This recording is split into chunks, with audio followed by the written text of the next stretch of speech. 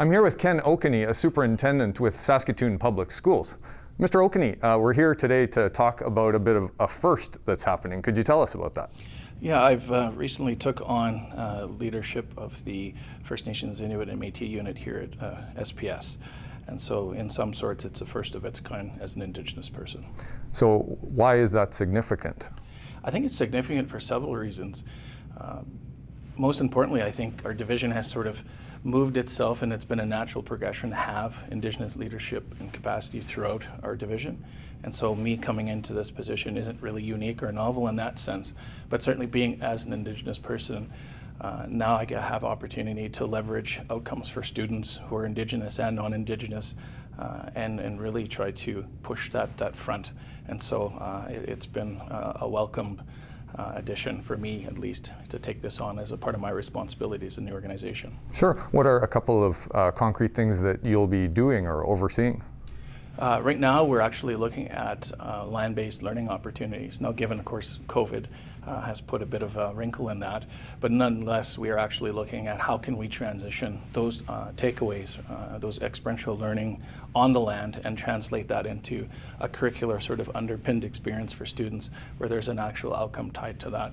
Not to say that we haven't done that, but we're certainly wanting to move more our concerted effort more towards how do we actualize that and support our teachers in that effort. You've talked about your diverse experience before this with all different types of school systems, a lot of different places around the province. Tell us a little bit about that and how that might help people here. Yeah, I certainly would. My experiences would be value add in any kind of circumstance in education, given the fact that I've had the opportunity to work both in First Nations and provincial education systems as an educational leader and as an educator.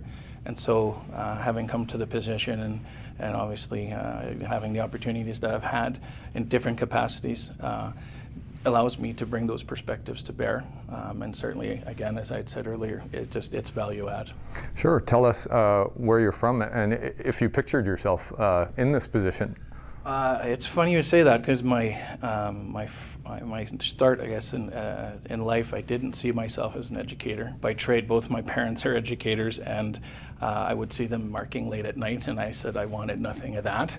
However, I had an opportunity to come home after I'd finished a degree out in Alberta. I came back home and worked as an educational assistant. And from that, I was able to take great pleasure in the things that I was doing and saw the impact. It was very tangible. I think there's jobs that we do something and you can't see the end result, but when you're in education, you see it right in front of you. And so I was just impassioned by that and went back to school, did an after degree, did my master's in education as well, and so find myself here. But certainly, yes, I've had a varied kind of experiences when it comes to educational leadership in our province. How does it feel personally to be in a position to make these kinds of changes now? Well, most of my career I have spent looking forward in terms of being able to maximize outcomes for Indigenous, well, and non-Indigenous students too. But as an Indigenous person, being here gives me the opportunity to do that. And like I said, there's been a lot of groundwork laid here as a division to allow me to do those things. And so I'm very excited at the opportunity to leverage that in any way that I can for our Indigenous students and staff. Great. Well, thank you for your time. Thank you.